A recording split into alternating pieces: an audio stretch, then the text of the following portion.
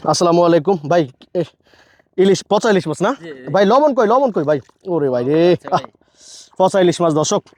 হুম হুম তাওয়া নিয়ে বসলাম আজকে।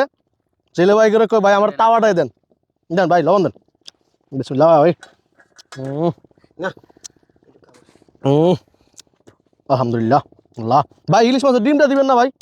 এই ভাই ডিম দেন, ডিম দেন, ডিম দেন ভাই।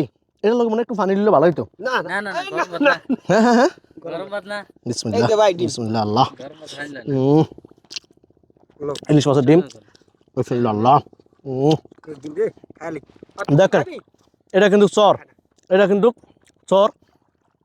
হুম রে ভাই।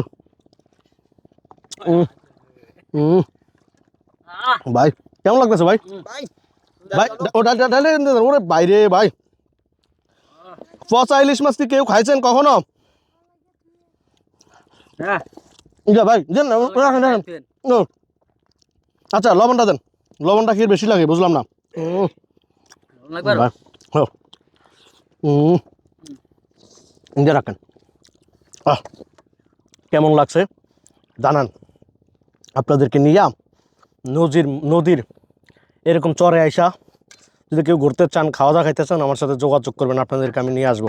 মেসেজ করবেন পার্সোনালি। ভাই কাল ডেলি নাই তো না? যাক আলহামদুলিল্লাহ, তাওয়াটা লইলাম।